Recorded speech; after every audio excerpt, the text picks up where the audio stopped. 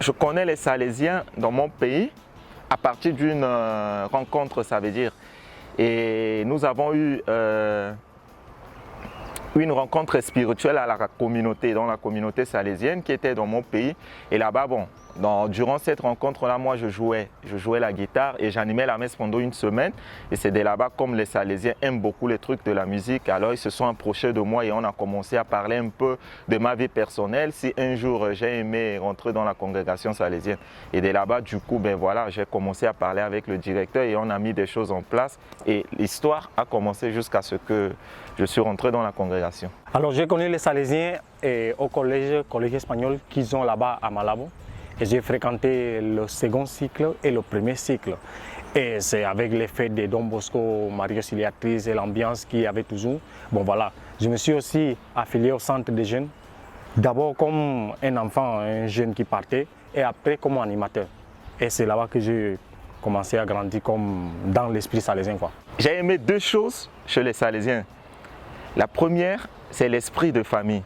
Ça veut dire pour moi, c'était trop impressionnant voir aux prêtres salésiens jouer avec les enfants dans la cour. Puisque moi, je suis d'une paroisse diocésaine.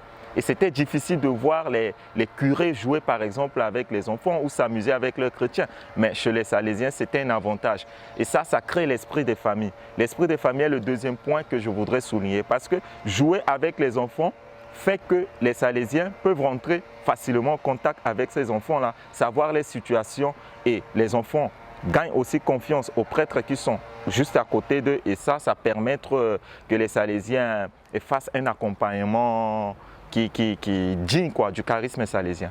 Ce que j'ai aimé le plus chez les Salésiens, c'est l'esprit des familles qui régnait d'abord au collège avec les camarades, les professeurs. Ils nous encadraient très bien et ils nous permettaient de développer nos petits talents que nous avions en ce moment-là. Et après, au centre des jeunes, c'était la même chose avec les animateurs qui étaient là. D'abord, moi j'ai senti que j'avais été bien encadré. Et bien après, moi aussi j'ai pu encadrer d'autres enfants et jeunes qui étaient là. Et bon, c'est cet esprit de famille qui m'a vraiment plu et que voilà, m'a fait que je me suis engagé. J'ai découvert ma vocation salésienne quand je suis déjà dans la communauté. J'ai commencé l'expérience de l'aspiranta. Ça veut dire, faisant cette expérience-là, on nous présentait le charisme salésien et on nous présentait que la congrégation salésienne, il y a des frères et des prêtres. Alors du coup, avec le discernement, l'accompagnement avec mon directeur spirituel, j'ai commencé à me poser la question et quel type de salésien je voudrais être, non? Et quand je suis arrivé au noviciat, alors j'ai finalement, avec le temps, j'ai découvert que le Seigneur m'a appelé à être salésien, mais salésien prêtre. Et de là-bas, j'ai finalement décidé jusqu'à présent.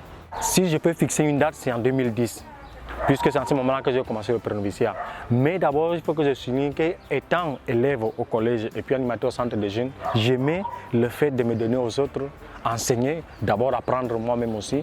Et puis, j'ai vu qu'en ce moment-là, et si je me dédiais à cela et je continuais la même chose et je prolongeais cette belle expérience, et c'est ça qui a fait que je continuais mon cheminement.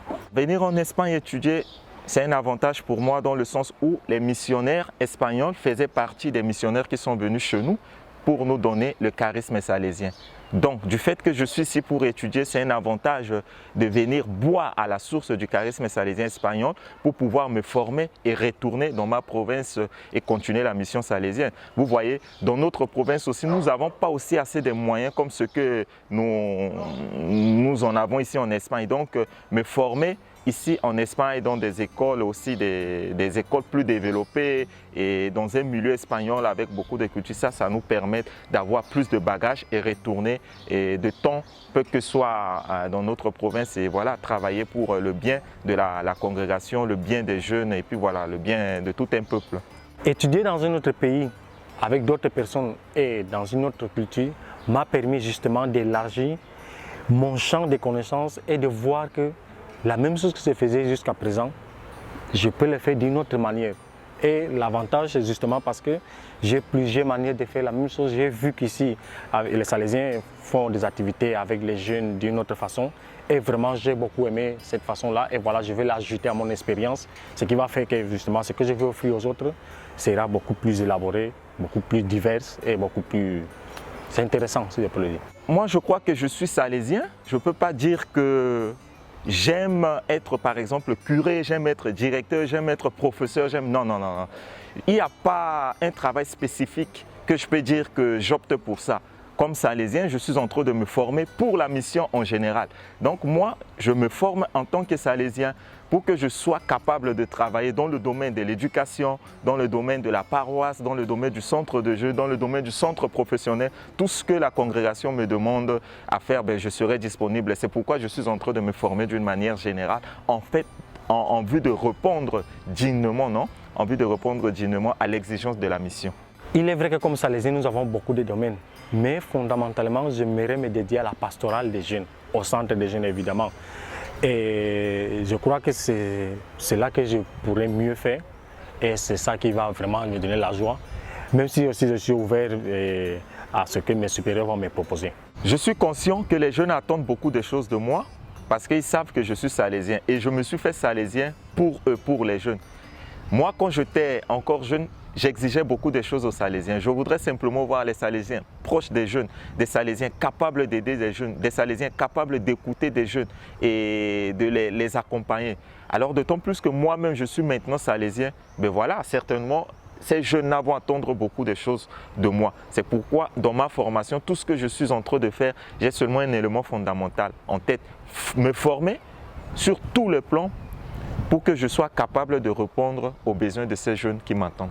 Comme salésien, je crois que les jeunes attendent de moi la disponibilité, la présence et la nouveauté. Disponibilité et présence parce que je me consacre à eux et voilà, il faut que je sois là, que je me fasse présent entre eux. Et nouveauté parce que je crois que chaque jour, en chaque lieu, en chaque moment, on doit apporter de la nouveauté en tout ce que l'on fait.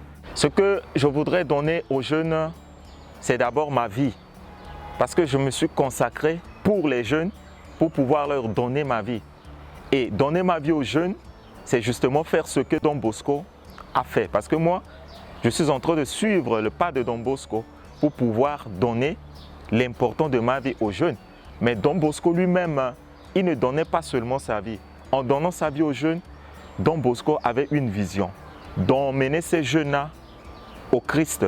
Et c'est ce que je vais suivre. Je vais suivre les pas de Don Bosco, mais dans le seul but de pouvoir emmener les jeunes au Christ, qui est le fondement de notre vie chrétienne. Comme salésien, ce que je peux offrir aux jeunes, c'est ma personne et ma formation. Justement, maintenant, je suis en train d'étudier la théologie, l'éducation, et puis j'apprends beaucoup de choses. Et tout cela, en union avec ma personne, que je vais les offrir. Parce que c'est ça que je suis, c'est ça que je veux, et c'est ça que à cela que je veux me dédier. Et j'espère bien le faire. De Don Bosco et des Maries Auxiliatrices, j'ai appris une chose, la patience. Mais la patience qui prend sa source dans la relation intime avec Dieu. Comme Don Bosco nous disait souvent, la vie religieuse salésienne est comme les fleurs roses. Quand tu commences à marcher, tu vois que tout est rose. Mais tu dois savoir qu'au-dessous de ces roses-là, il y a des épines.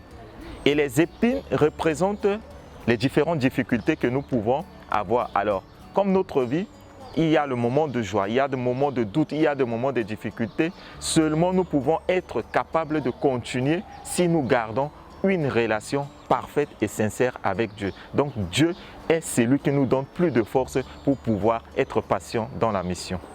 Dans ma vocation, je crois que Don Bosco et Marie Auxiliatrices m'enseigne la patience et la préoccupation. Préoccupation pour les gens avec lesquels je vais travailler, leurs peines, leurs joies, leurs problèmes.